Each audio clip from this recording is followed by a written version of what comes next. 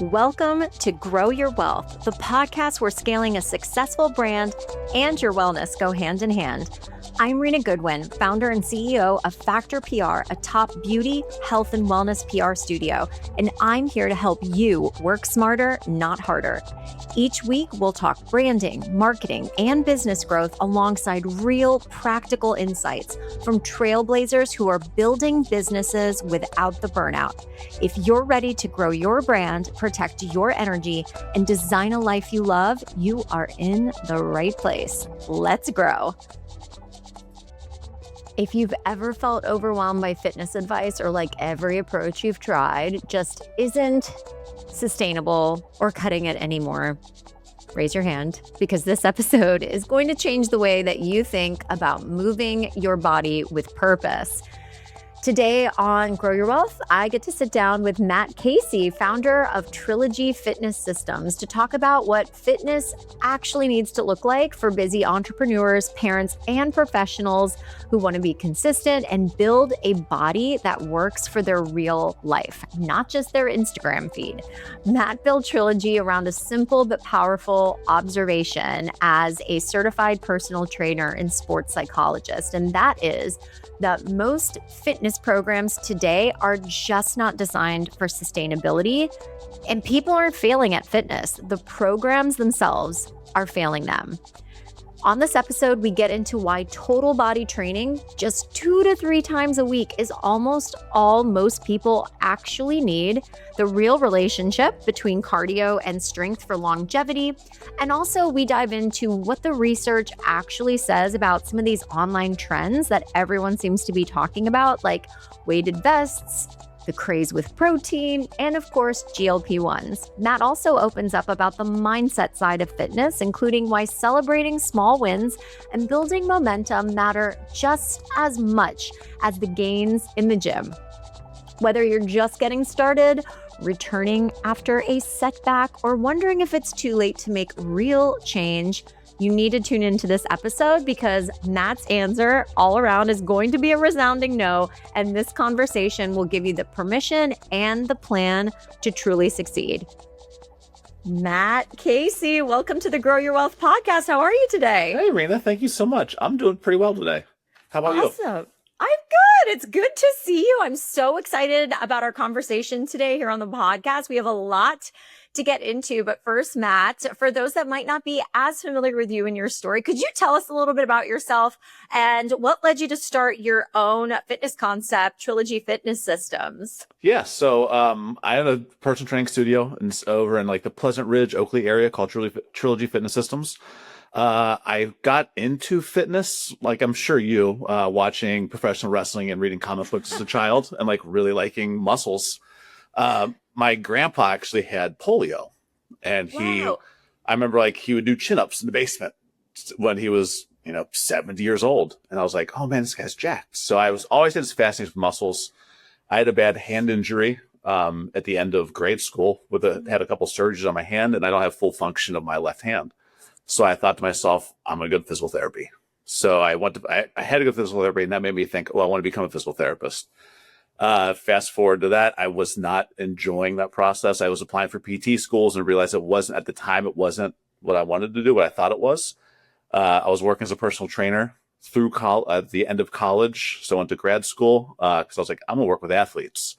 Then again, that whole comic book professional wrestling nerdiness of me, I didn't want to hang out with baseball players, football players, and basketball players forever. So I decided I was working as a trainer. I loved it. I was loving impacting people. And I realized that there was a huge gap from what they were receiving in the normal fitness world and what they needed. So I decided I'm going to keep doing what I'm doing. Let's make Trilogy. So that's kind of how I started with everything. That's so interesting, Matt. I grew up with 2 younger brothers. I still have 2 younger brothers, and they were so into wrestling and so forth. So yeah, I know exactly what you're talking about.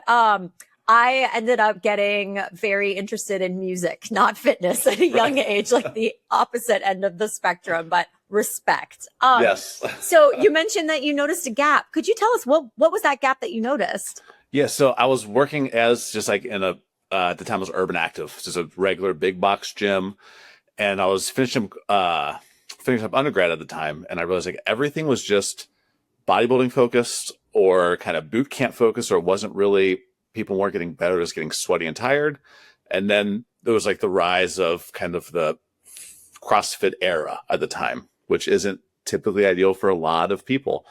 And I realized that there was nothing that was introducing beginners to fitness or nothing that made it sustainable for them. So like we were just seeing people kind of burn out, and people are like, oh, I like bodybuilding, so you're going to like bodybuilding. We're going to do a chest day. I'm like, this lady's a lawyer, mother of 3. She doesn't have time to do 5 different days at 3 hours in each body part. Like, I don't know, what are we doing here? And I wanted to find a way to get people to do these things for forever in their life and really fit where they were. Okay, we need to double tap on that just a little bit. Matt, I am totally guilty of like the body part day, or at least like body section day. So, because that's what like a lot of kind of mainstream fitness tells us is like, we need to isolate and like really focus and go hard and be very intentional.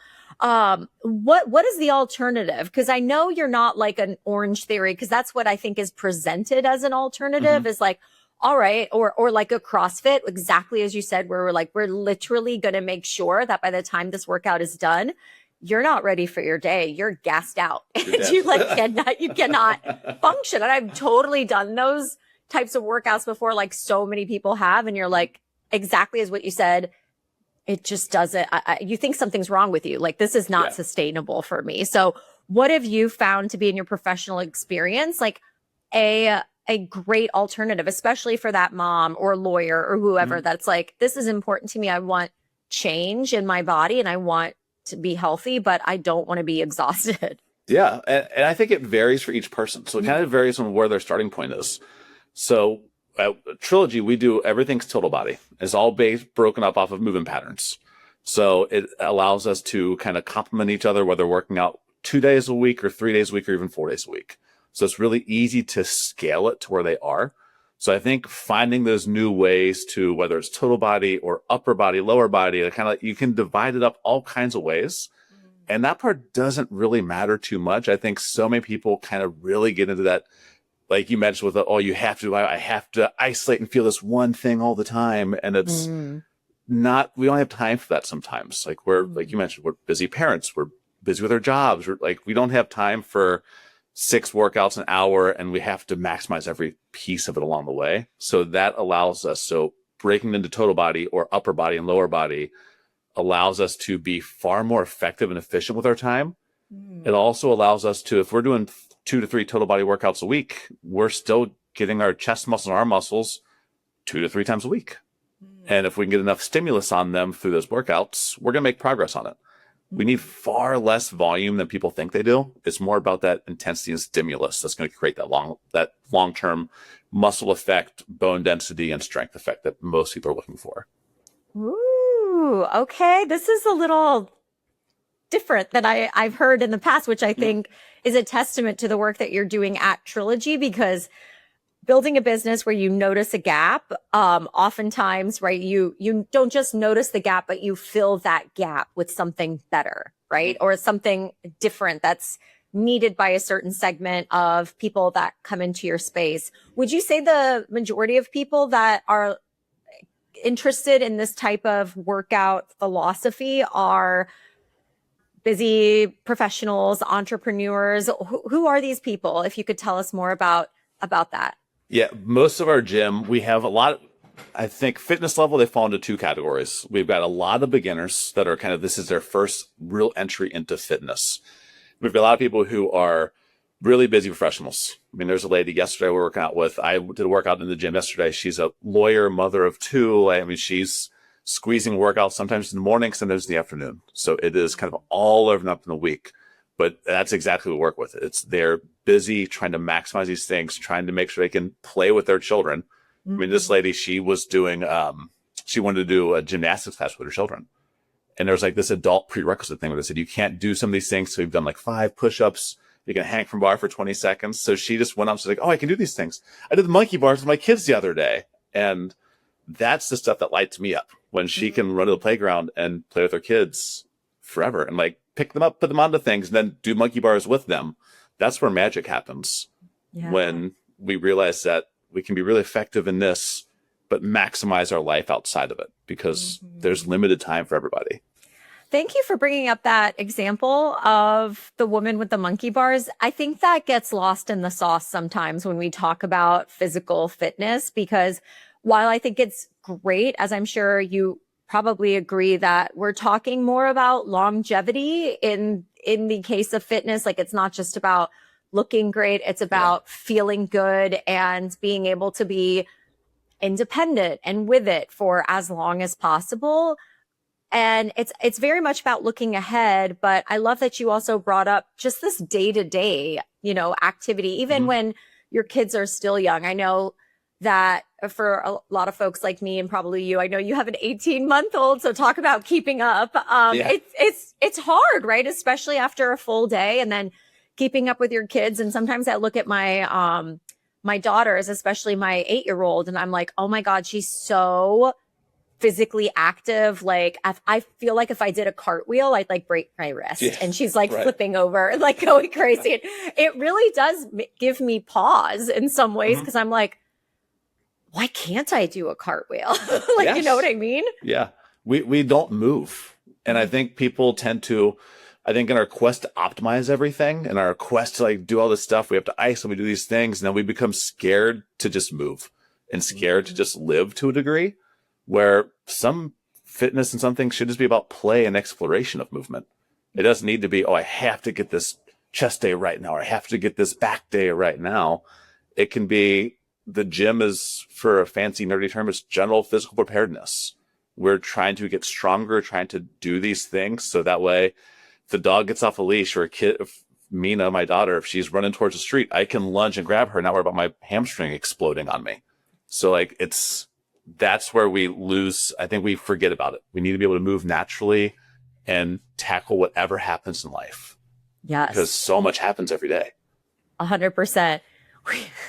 We got a puppy recently, and we were doing like some gardening, and she literally uprooted a plant and took off in our backyard. And my husband and I were like chasing this dog like crazy. And we're like, you would have thought like somebody was in danger. Like, how we were like, just get this plant back. And I'm like, okay, we're putting our physical fitness to some degree of use, which actually leads me to another question. Matt, I hope you're okay with sharing with us, just some of your expertise and insight into so much information that we see circulating online. And I think that's probably what you might see in your practice too, is like, dear Matt, I saw this thing on TikTok. Is it true? Right? Yeah. One of the things that I feel like I've been seeing online a lot is this idea of leaning away from cardio. People are, again, back to the muscle is king and all of that, that cardio is less important. What are your thoughts on that? We need both. So cardio is kind of like the king for longevity, but it's nowhere near as intense as people think it needs to be. So everything is all like this orange theory. We got to go intense. We got to do this. Got to make sure you're redlining all of these, their heart rate all the time. The research wants us to be like 80% of it should be pretty low to moderate intensity cardio, which is like a brisk walk for most of the time, where you can hold a conversation pattern with maybe a few breaths here and there in between it. But that's what majority of cardio should be, is a little bit lower intensity, a little longer duration for that longevity piece that protects our heart. That's help us live a long time. But we also need that true strength training, and not just like, a group class where you're picking up a couple 2-pound dumbbells 300 times. Your body needs a stimulus to get stronger, to protect your bones, to protect your ligaments, to build your muscle, protect your metabolism. We actually need that strength to make sure we can then maximize that life. So I always think cardio is there for longevity. Strength is there to make sure you can actually do things in that longevity. Because my wife was talking just the other day, picking up Mina. She's turns 2 at the end of June. So she's a little bruiser. She's a little cannonball. And she's like, she's so heavy now. And you see it. I dropped her off at daycare this morning. 3 parents walk in front of me, all hips jutted out, lean to the side, trying to carry their toddlers into there. And I'm like, oh, your back's going to feel terrible, because we're just not strong enough to carry a 25-pound child longer than a couple of minutes. Mm. So yeah, I mean, what would you say to those parents then, so that those that, sometimes you don't have a choice. Your kid, we took a walk the other day and our 6-year-old was like, pick me up, like they've had a long day too. So in some ways, like I hear my mom in one ear and she's like, Rina, don't do that. You're going to hurt your back. And then my other ear is like, this is what we train for, Do. Yeah. So how do you, how do you prepare for that? Like prepare for those moments, especially as a parent where you want to be strong for your children. So not jutting out your hip, apparently. What else? And that's where it comes, like structured strength training really does play a role. That's where when we do one of the exercises we do almost every workout for people in our gym is we do loaded carries. We're carrying a heavy kettlebell in one arm, or we're going to put a sandbag over our shoulder and carry it around the gym. Like we're trying to do things that are stressing our body to force us to hold like a tall, neutral core position. That way, if we can carry a very easy to carry handle, heavy kettlebell, that's to be heavier than child, it then translates pretty easy if you're carrying groceries in, or if you're carrying the kettlebell up at her shoulder here, we're fighting this force pulling us down and forward. That's going to mimic into then carrying a toddler up on your arm. Because the same thing happened to me the other day. Mina refused to walk, and I carried her for about 40 minutes in Wasson Way through Hyde Park the other day. Just like, oh, here we go. Occasionally shifting arms, trying to get her to walk and go back to the stroller. But those days happen where you have to be strong enough and find those ways to fit it into training. And then my last rambly bit on that is it's far less than people think. ACSM just put out this big survey, I think 2 months ago or so. And they want people to do total body strength training 2, sometimes 3 times a week. I think 2 times a week was like their recommended thing, which is far less than most people think it needs to be to get that just health benefit. Yeah.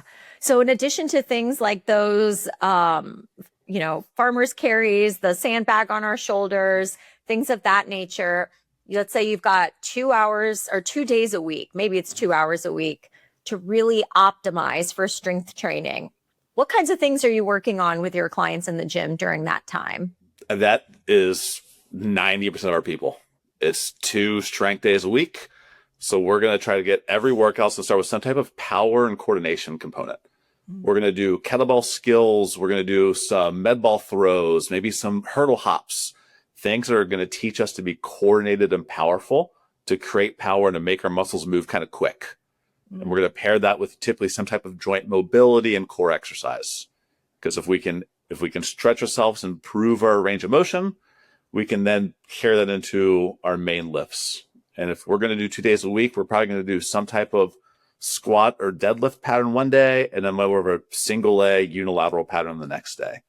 So we're able to break it up really easily. So it's going to be like maybe a deadlift and a push-up with a dumbbell row and another ab exercise. And we're going to do a little cardio finisher. So we want them to get that high intensity piece. Maybe we'll do some sprints in the bike or a little cardio kettlebell circuit with it at the end for 5 to 10 minutes. And that tends to be, then we want them to get their step count up higher throughout the week. If they can, go out for family walks after dinner, brisk walks, park further away, just get that daily step count up. And that's generally going to be enough to make a significant impact on people's abilities and everything.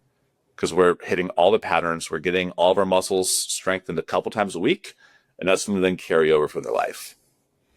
I love that you also mentioned, Matt, thank you for sharing that the work doesn't stop once you leave the gym. Like there are things that we do, or can do rather, throughout the week too, to help optimize the work that we are doing in the gym, like walking. You've mentioned that a couple times now too.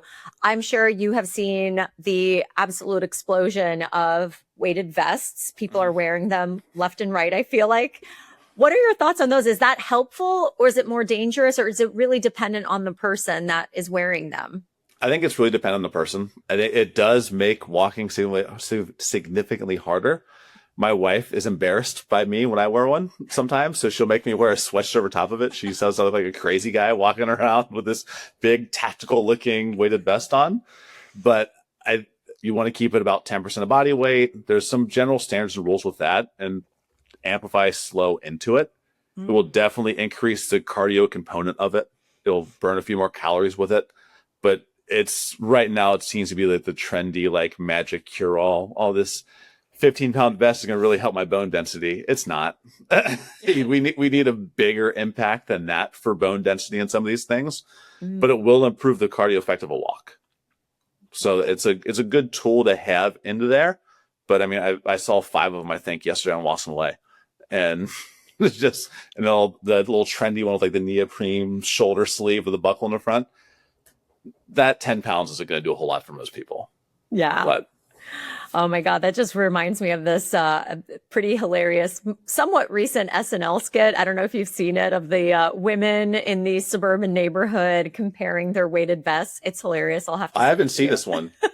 I watch it almost every week for Weekend Update and everything. I have not seen this one. Yes, I will share it with you. I'm pretty sure it was SNL. I don't think it was like the Daily Show or anything, but I was cracking up because it was like, my vest is better than your vest, and like going on, how heavy is yours? You know? So yeah, that's good to hear. I don't have a weighted vest, but I know that a lot of people do. I've seen even before the weighted vest, like the arm weights and things like that. And I think exactly that, people are hopefully realistic about the impact of those things, but anything that we can do to just kind of add a little bit extra while we're already out and about sounds like it can't hurt. Are there other things that you're seeing, whether it be on social media or in the gym too, Matt, that you would actually caution against, such as any sorts of trends and things of that nature? I know I'm going off script here a little bit, but putting on my journalist hat, I know that sometimes we see some of these things and we're like, where is this coming from? But it's clearly they pick up steam. So I feel like everything's like in 20-year cycles, right? Like Atkins was in the late 90s, early 2000s, and then all of a sudden paleo was like 10 years after that. It's all just rebranded low carb stuff. And like the new one right now it's called Skinny Talk, where it's like the quest for like the early 2000s. Paris Hilton, we're going to be probably a little bit unhealthily skinny, and that's like the obsession with that. I'm an elder millennial, so I'm not on TikTok, but lots of our younger members are mentioning that like this is kind of this trend again, is like skinny, as it feels like just a backlash over this kind of wellness longevity side. It's like everything is like this pendulum where people are focusing on strength and longevity. Oh, we gotta get back to diet culture. Yeah. And then we're going to go back to diet culture. We're going to get back to trying to live a better, more fulfilled life. So that Skinny Talk stuff is, I think, probably going to continue to rise up and be around a little longer again. Diet culture is rearing its ugly head.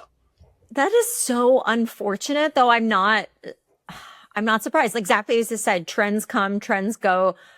Hopefully, we don't look at our bodies as a trend, like I sometimes even tell my daughters that, cause they're still very young, that like, this is it. This is your one body. Like 90-year-old you, this is the body. Like, we've got to take care of this vessel for as long as possible, because there's no second chance here. Right. And so that being said, I can, see where maybe less body fat is not a bad thing, but if we sacrifice that for no muscle mass, that can actually cause more problems in the future, which is interesting that you mentioned the counter trend, right, of like longevity and so forth.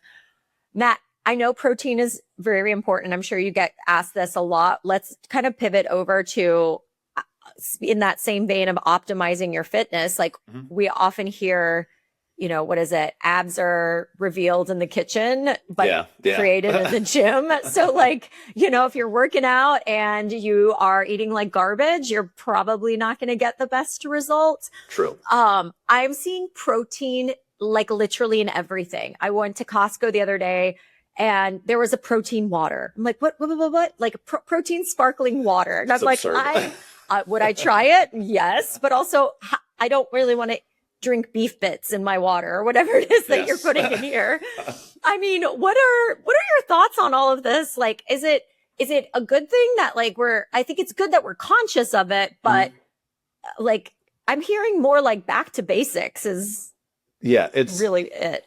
It is one of those things where like that, I feel like getting adequate protein is one of those basics. It's like when we're telling people to look at their nutrition, we want them to kind of start to track some protein. Like we want them to get, depending on their stature, like 80 to 100 grams a day, like at least, maybe a little more depending on how active they are. And then we want them to track their fiber, like a few of those basic things, like just for longevity and health purposes. We need fiber, we need protein, we need carbs, we need some healthy fats. We need all of those things. But the crazy protein trend is just hilarious marketing. I mean, I saw a commercial for Chipotle. Is it our brand new high protein menu? It's the same menu. They've always been high protein. I mean, Chipotle's fantastic. It's high protein. Throw some beans in there, got some high fiber. Like, it's a solid meal. But the branding of it is absurd, where I think that's where then like fitness and health ends up becoming just another distraction for people, another stressor, because now you're bombarded by 47 of the things of, you see protein, this protein. I was like, oh my God, I'm not eating enough protein. What am I going to do to get more protein? I can't get more protein. There's protein everywhere. And it ends up just overwhelming people. And I think that's the downfall of all the marketing side of it, where that is a basic we want them to get, but try to do it in a way that's not going to like overwhelm you and stress you to the ends. Hi, friends. I want to tell you about our new and improved authority accelerator from Factor PR called RealFluence. RealFluence is the only membership that helps beauty and wellness founders grow their reputation and authority to attract new customers without endless discounting, advertising, or going viral. Inside, you'll learn how to get recognized for your product or your expertise, partner with other founders, and become the name people trust and talk about, all with the guidance and community to support you every step of the way. Remember, you can't buy authority. You have to earn it. And RealFluence is here to help. Visit therealfluence.com to get started. Matt, in some ways, I don't envy you because you probably get these crazy questions from people all the time, because with the advent of social media, there's no lack of information. And it does feel very, very tempting and almost obligatory to like, well, I now have this information. I need to do something with it, right? Like, I'm getting all of these messages that I need to increase my protein and I need to, strength train 6 times a week and, run an Ironman marathon and all of these things. And it's so overwhelming. And most of us, again, just don't have time or energy. But, that being said, what would you say to that person who is maybe they're like us, they're elder millennials, or maybe they're older, they're entering midlife. They are really wanting to make that recommitment to themselves of, building a better body that, doesn't just look good, that really functions for the long term. They don't have a lot of time. How do they balance all this? Like, I mean, even tell us about you. You're a busy guy. Like, how do you fit it all in? So I'm lucky because I own a gym, so I'm there all the time. But even myself, like, it's hard to force myself to get in there and do the things, because all of a sudden it's like, oh, I can do these emails, I can write this thing, I can do other things. So it just gets kicked on the can sometimes. But I think it's really important for people to kind of look where they genuinely are. Like, if you just had a child, it might not be the best time to try to throw in a brand new overhaul your routine. And I think people then, like you mentioned, the social media information everywhere, people are comparing themselves to the Kardashians and these influencers are not living a real life. And they're thinking, well, they're doing this. Why am I not running an Ironman and training 5 times a week? Like, they're probably not. They're most likely effing liars on there because it's not really real over there. So we want to have them have a true assessment of where they are, what they can fit in their life. And then realize that what they need, they can control a lot more than they think. So if the goal is fat loss, the goal is to like a little bit of weight loss, all that kind of stuff, nutrition is going to be a driver. Get a good support system, use your partner, get a trainer, go to find these things that can like support and help you and hold you accountable for some of these shifts, so you can control what you can actually control versus just trying to pile more and more and more on. I know for me personally, I lift typically 4-ish days a week. I decided I'm doing a new thing right now. So it's kind of 3 total bodies and like 2 kind of mobility and cardio days. So I typically get 5 structured things in a week. but I also am a meathead and I'm not a normal person with this at the same time. You But have a gym. I own a gym, yes. But when we look at the people in our gym that are making a lot of progress, both like in their physique, in their strength, in their relationship with fitness and health, they're consistently in the gym 2 to 3 times a week. They have a supportive partner. They are reaching out to us, the coaching staff, for more help and more guidance and more accountability. And they're trying to stay relatively active. So if they're taking their kids to soccer practice, they're not just sitting in the car zoning out. They're maybe reading a book under the tree. They're going to go for a walk. They're going to do things that are more stimulating to help them out in that hour and a half that they have to kill versus just wasting it sitting in the car. If that makes sense there. Oh, absolutely. I love that. And that's also just a good reminder for us that you can really find physical activity in those little moments too. And I think what's so great about working with a place like you and Trilogy is that you guys seem so supportive in that as well, like very encouraging for people too. Like even if it's sharing some of those ideas, like when they say it really is a lifestyle, and if and success comes from what you do consistently, finding those little moments throughout the day just to kind of give back to yourself can make such a huge difference too. I'm also curious, Matt, you know, kind of alluding back to what you just said a second ago about the skinny talk. GLP-1s, are you seeing people more curious about those, using those? Can you put on muscle if you're also trying to lose weight at the same time? Because I think that's something else we see on social media a lot, is like, wow, she looks ripped, but she says she's also taking a peptide. How do you do both at the same time? It is really hard. I think it depends on persons. There's something called a training age.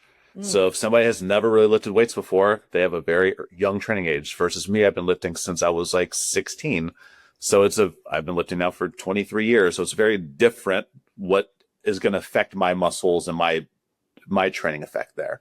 So I think a lot of the people who are getting on it, like, they're generally very helpful tools.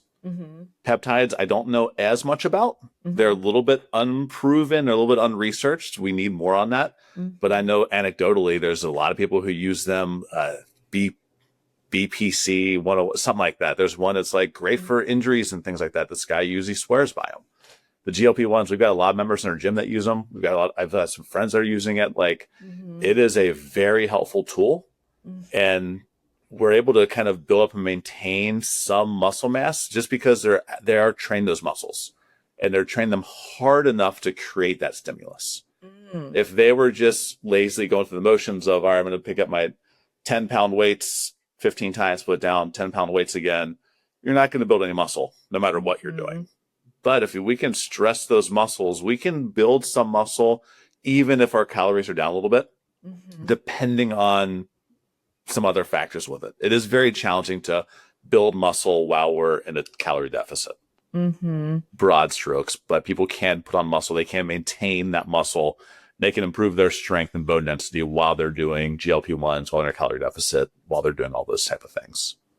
That answers your question there. Yeah, that definitely answers the question, because I as well too know a lot of people that are taking them, and you know, I don't know the ins and outs of their workouts and so forth. It seems like it's at least good to hear from you, Matt, that people are coupling it with resistance training and things like that, because I have heard, you know, after having 2 kids and gaining 40 pounds and losing 40 pounds and all of that, that seems like not that far away in my rear view mirror. It's hard, and it gets harder the older that you get to like lose weight. And especially, you know, we're talking about things that are, you know, not necessarily contradictory, but again, it's just that load that's on the parent, especially in this case, a woman, where you're like, oh, you want me to be strong, and I'm supposed to drop these, you know, pounds that are even more stubborn than I thought it was going to be. And I'm older now. And just like, wow, you really have to put in a lot of, you know, not even, you're saying like a lot of work, but a lot of like good work, you know, like don't waste time. We have a lady, a good friend of ours, who's been at the gym for a long time. She just had a daughter. She's almost a year, about 10 months or so. Made a return back to the gym after about 8 months after everything. And it's one of those things where you hit the nail on the head. It's like the human body, it's the most traumatic thing the human body will go through. We treat it as just like, oh, go back to normal. Okay. And then our lifestyle makes a seismic shift into something completely new. And you're told, yeah, why aren't you fitting back in your jeans now? After it's been 12 weeks, what happened? And there's no guidance in physical therapy and how to get back to anything. Like that whole thing, childbirth is the hardest thing the human body does. And we just treat it like it's a nothing. And then, by the way, you got to lose 20 pounds within 3 weeks. Oh, yeah. It is absurd and unrealistic. But there's one lady who's a good friend of ours, just made a return back to the gym. She wanted to dive right back in. And we had a chat. We're like, we can try, but you might be better off like get one. Start with once. So she was coming twice a week religiously. She's back. She's doing 1 time a week, just trying to fit it in. Yes. And we do quarterly like momentum coaching calls with everybody. And I had one with her. We're doing them actually this week at the gym. I had a call with her 2 days ago. And she was talking about that, like that comparison of, I don't know if I'm what I was beforehand. I'm like, you're probably not, because everything is different now. But you're feeling good. You're feeling that strength come back. You're getting back into some semblance of a routine. And she has some bit of a pathway and a guiding light to take care of herself. And she's happy about it and proud about it. And it's so hard to keep that happiness and that being proud for yourself when Instagram is chirping at you over here of like, why aren't you doing more? Why aren't you doing more? Why aren't you doing more? Look over here, look what this person's doing. But that start where you are, take those slow steps and you get there. But it has to be truly where you are. Yeah. Thank you for mentioning that too, because I know, knowing you, that you also have a background in sports psychology, and that's something I've heard you talk about too. Is I know we didn't touch on it as much during our time today, but mindset is also so important, for everything. But I mean, how do you see the two connecting, like between our emotional wellness and our mindset alongside of our physical wellness and strength too? They drive each other so much in parallel. Like they're tied to each other the entire time. So because of my background, I don't think even our members really like realize how much I sneak stuff into there. We do a lot of cognitive behavior therapy. Like we're trying to get a lot of people to build up some autonomy, feel related to everything, and then feel some like we want them to have all of these factors built into it. And it's so hard. And like, it is a constant battle, but they help each other positively when we can maintain celebrating those small wins, when we can use our self-talk of like, hey, I'm a new mom and I'm able to go to the gym once a week right now. I'm a new mom, and like you can start to build and stack the momentum versus, oh my God, my friend's doing this and she's doing this over here. They're doing this over here. I've seen this and I'm not doing enough. I'm not good enough. And then that causes a downward spiral. And we skip the workout because, well, what's one workout? What's 5? What's this extra 20-minute walk? They go hand in hand the entire time, positively and negatively. So I think if we can improve habits, improve some self-talk, improve that mentality with it, it makes sticking to the fitness stuff easier. But we're also battling external messages and comparison all the time, which is everything in fitness and health is an infinite game. There's no endpoint. How do we keep doing this a little bit better, a little more every day until we die? Yeah. The end. Yes. I so appreciate that real talk too, because I think there are probably a lot of people like myself that I'll just be completely honest with you. I don't work out because I like it. I don't like it. Most people don't. It's really hard. It feels, like it would be easier to skip it or to not do strength training and just, I like taking a walk, but even so, we find ourselves with, time and we want to fill it. And I think most people are not like, I would like to fill it with another workout today. Self included. Most of the time, I don't love it and like it. Yeah. It's a thing I've been doing for 23 years now. So it's just a thing that I do and a piece of me. Even when I don't like it, I know that I feel better. Yes. I know that my body will do better. I know that mean is going to keep getting bigger and heavier to carry. And my wife jokes like, are you going to, like, she's more like, just let her walk. She'll be fine. I'm like, oh, but I can carry right now.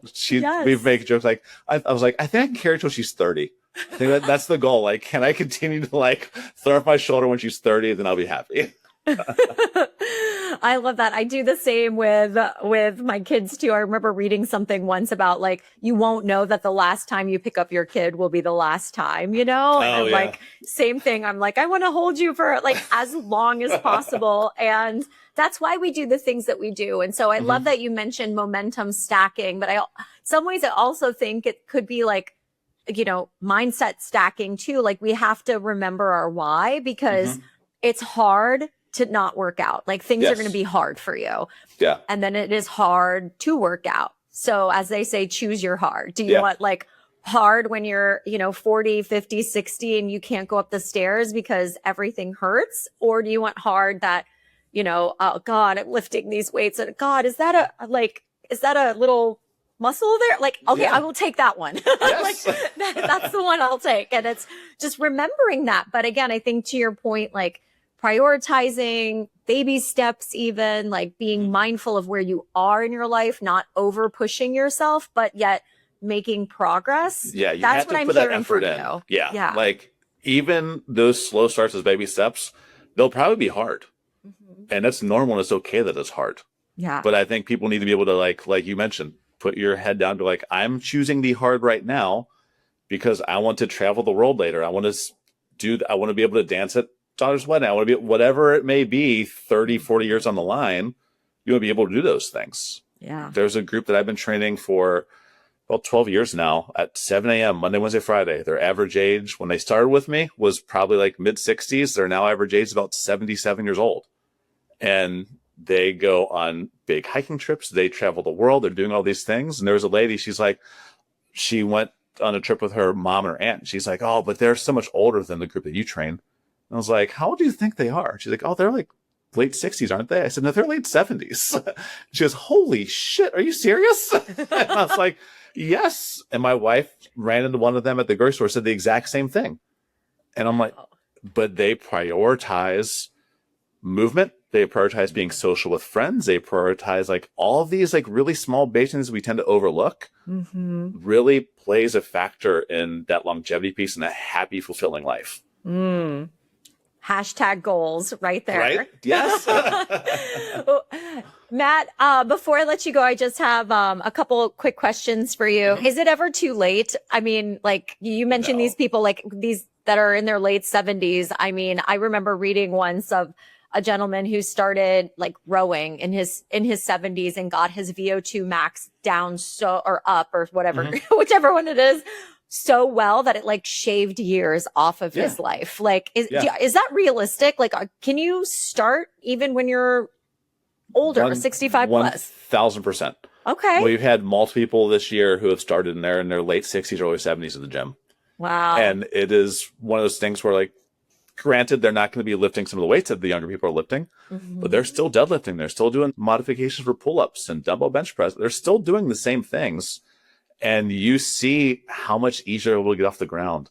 They can go on trips and not worry about it. Like they can do all of these things and really improve their health, no matter whether they're 25 or 65. It does not matter. And it's never too late to start doing something.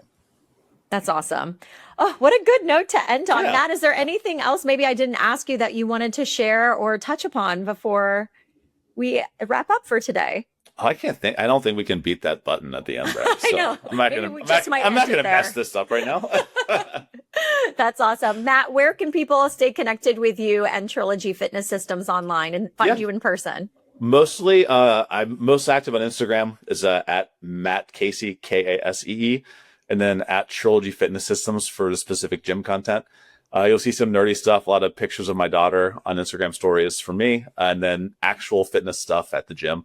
And then if you're local in Cincinnati, we're over in the Oakley, Pleasant Ridge area. Awesome. Matt Kasee, thank you so much for your time today. I learned so much. I know this is going to be so helpful for so many people. Really appreciate your time and energy. Wonderful. Thank you so much for having me. My pleasure. Thank you so much for listening. I hope this episode deposited some useful advice and insights to help you grow your wealth. If you enjoyed today's episode, be sure to subscribe so you don't miss any future conversations. You can find more resources, episode details, and updates at growyourwealthpodcast.com. And let's keep the conversation going on Instagram. Follow me at Grow Your Wealth Podcast. I'd love to hear your thoughts, questions, or takeaway from today's show. Until next time, remember, burnout is optional. Take care, and I'll see you next week.